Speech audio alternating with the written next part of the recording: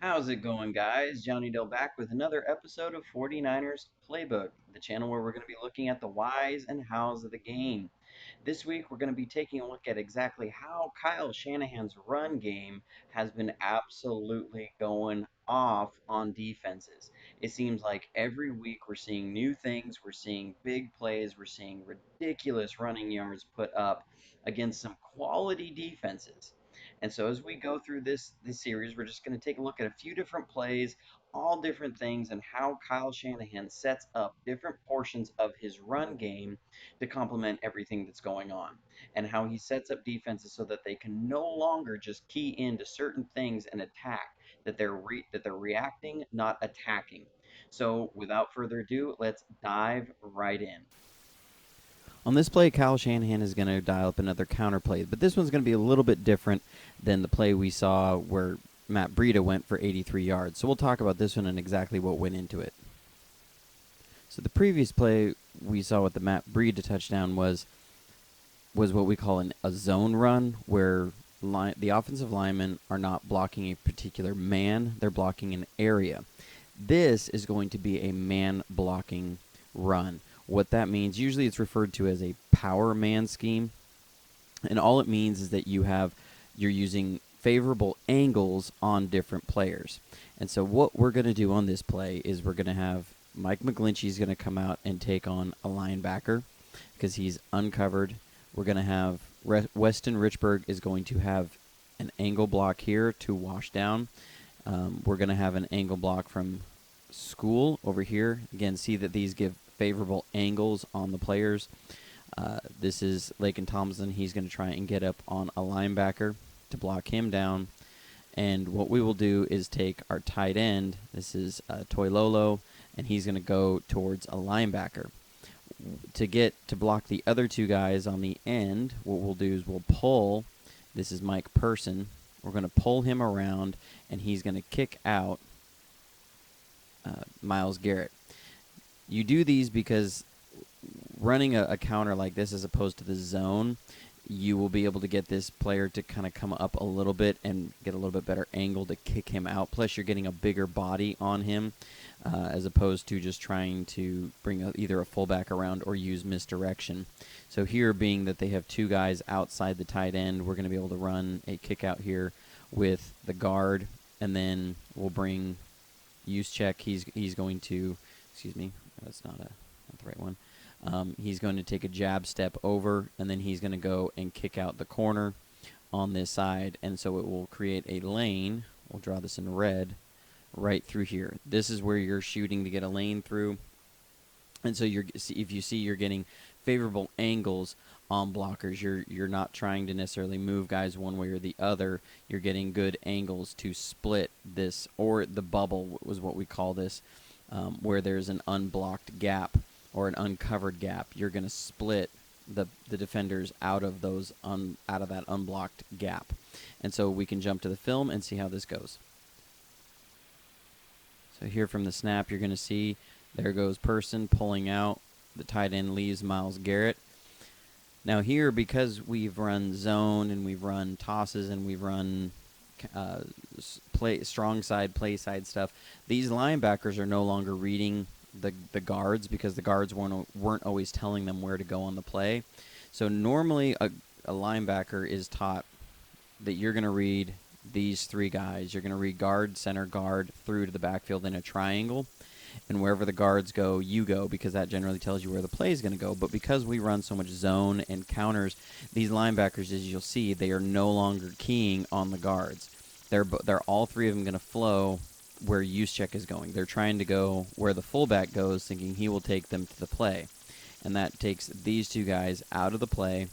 They're going to come down. We see the wash down, the combo here, and this defensive tackle gets away with a hold here on Tomlinson as he's trying to get up on the second level. You'll see it right here. That's a big hold. In the old days, there used to be an umpire right here who would watch this stuff, and because they moved him back here, this stuff doesn't get called nearly as often, but that's a defensive hold if I've ever seen one. But here you see we're getting the kick out on Myles Garrett, and we have Toilolo is coming up on the linebacker. He's just going to let himself take himself out of the play, Here comes Juszczyk up onto the corner. And where this becomes interesting and effective in the play is that Tomlinson wants to get up into this area and block either 53 or this backside defender. But because he's literally tackled, he can't get to him. And that guy ends up coming in and making a little bit of a play. Same with the linebacker here, who he was trying to get to. These guys, I mean, we still get an 8-yard gain here, but they got away with one. But here you see now some more variance in the run game. Whereas if you look at these backside guys, before they were selling the zone, they were taking a step to your left, their right. Here they're taking a step to your right, their left. Again, to wall off and get angles for blocking. So this is variations in the run game that Shanahan was using all night long to help set up, why we ran for 275 yards. So we just watch this one more time. You can just see the beauty of this is exactly how you draw these kind of plays up. If he just squirts through that hole a little bit more, he might be taking that one to the house too. Mostert might be having a bigger day. So now on this play, we're going to see what all these counters do and how it helps open up our standard bread and butter outside zone play. So we'll dive into this one a little bit closer and see how this one turned out the way it did. So here we're going to see, being that it's going to be our outside zone, you're going to see the scoop blocks like you would normally see. Richburg is going to cross the face of the one technique. We're going to have our left tackle is going to cross the face of this player. And what I really love here is how our three players here, our guard, tackle, and tight end, are going to handle Myles Garrett on this play. They're going to hand him off so seamlessly because we're going to have a help from Kittle, and then he's going to go and get someone else to block. McGlinchey's going to help then after Kittle passes him off, and he's going to look to go block somebody. And then in the end, Person will end up getting him. So they're going to end up moving this defender all the way over to the guard is going to be able to block him and seal him off. Now, we've run all of these counter plays because it slows down your linebackers.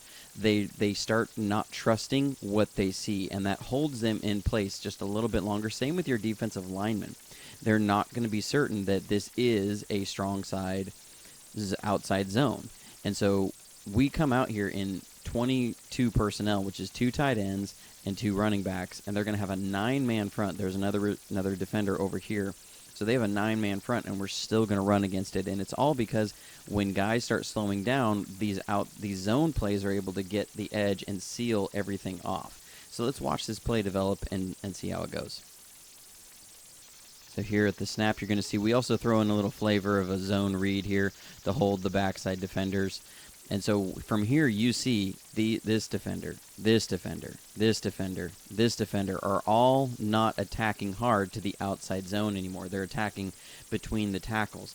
And then let's look at this defensive tackle. He's not fighting to get around the block like he was earlier in the game because, again, he's not certain that this won't be a counter.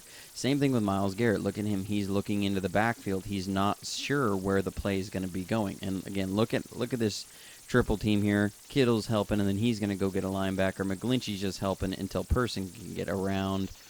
They just keep passing him off. And, again, they can do this because he's not fighting to get outside them.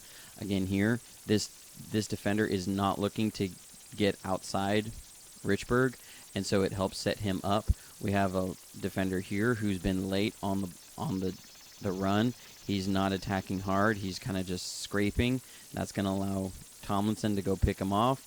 These 3 guys here are not certain that it's not going to be a counter back their direction, so they're having to stay on this side of the field, and nobody is attacking out here, and that opens up a big lane. Look at all that red.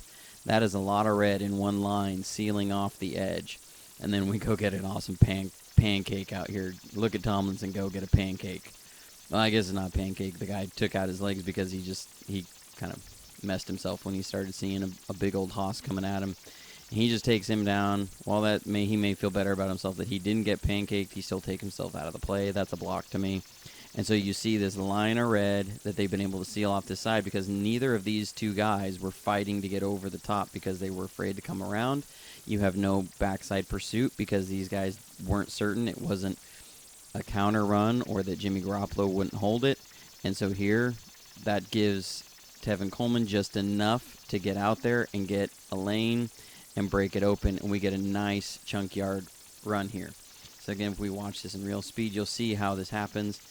That this is the beauty of Kyle Shanahan's run game, is that he's setting defenses up to where they're no longer able to read and react. They're no longer able to just see it and go, that they're having to hesitate. A perfect example of this is if we go back to the beginning, watch this player on this play. He's hesitant. He doesn't know which way to go, which way to flow. He's going to sit there, and then he takes off, and by then it's too late. You can point out different players along the front here who just aren't certain where the play is going to be going, and they have to hesitate. So this is the beauty of Kyle Shanahan's run game and how he keeps setting defenses up. So now we'll jump in and look at one last play. So far, if we count the Breida big touchdown run, we have seen counter inside zone, we've seen counter man, we've seen outside zone, and now we're going to see a play side guard center sweep.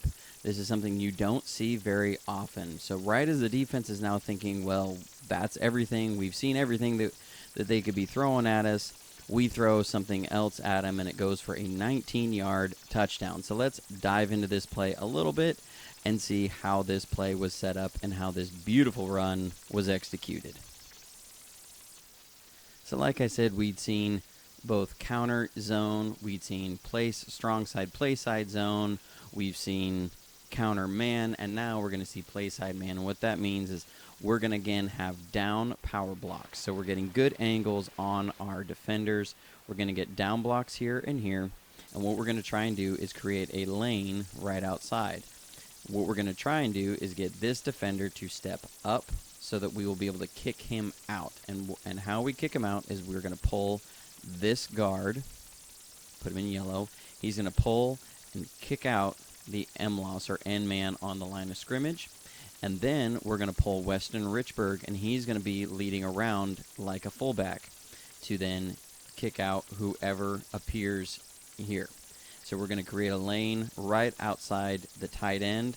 And again, remember, we've seen counters on these man plays. We've seen runs go to the play side here. So all of this now does, all of these things that we've done are going to allow the offense to take advantage of defenders who don't know exactly where the play is going, because we're going to end up getting a person to be able to step over and seal off this tackle. And this linebacker right here, if you watch him, he's going to be very slow in reacting to this play because he's not certain where the play is going to be going. So if we watch this, we'll see exactly how this is going to execute. We'll jump into the film here, and we'll see one. Big props to Weston Richburg. This guy's being healthy has really helped our offense. Having a center that can be mobile enough to do this, being a pulling blocker as a center is tough, especially in the NFL. There's not a lot of guys that are going to be big enough and fast enough to play that spot and be able to pull like that. But here you're going to see we get the down blocks. Those are beautiful down blocks. The defender comes up to maintain outside contain, and we're going to kick him out. And look at this linebacker. He's not certain where everything's going. We throw a little zone read look in here, again, that just slows him down a little bit. And so he's not certain where the play is going. Plus, we have Kittle out on the other side. And so we're in 12 personnel, which is one running back, 2 tight ends. So he's not certain if it's going to be a pass. He's just deer in the headlights right here. And same with the safety. He's not sure if it's a pass, it's a run. Neither of these guys are playing aggressively. Meanwhile, on this play side, we have good power blocks on this side. Richburg is going to lead right up through the hole. Tomlinson's kicking him out. And we have Goodwin comes across, and he's going to make a good block. I forgot to mention him. He was out on the side, and this thing set up for him to just go right in there, pick up the defender. And now we have Richburg on a corner. There isn't a corner in the league that wants to see a center that can move coming up on him. Coleman does a good job setting up his block. And that linebacker, number 53, if you look, that's the guy who was slowing down. He's the one who can't catch Coleman. He's the one who dives and can't make the tackle. That's how you set these plays up for home runs, is that you can minimize backside defenders because they're not certain where the play is going to go. So let's watch it in real time and look at him. He's not certain, and by the time he takes off, he doesn't have enough speed. We got too much speed at the running back position. So this is, again, how Kyle Shanahan is using all these different run looks and all these different run schemes to break open plays, and he keeps devastating defenses with the amount of volume that he's throwing at them. You know, it's one thing to have a lot of plays that you run. There's a lot of teams that have tried large volume of plays, and they're not good at any of them because they're trying so much that they can't execute all the plays really well. This is an example where 3 years into the system, we've got the correct personnel to run this now, that we're seeing that our guys are smart, they're good players, and we're able to run a lot of different things really well. And the strain that puts on defense is because they don't know what they're seeing. They no longer trust their eyes.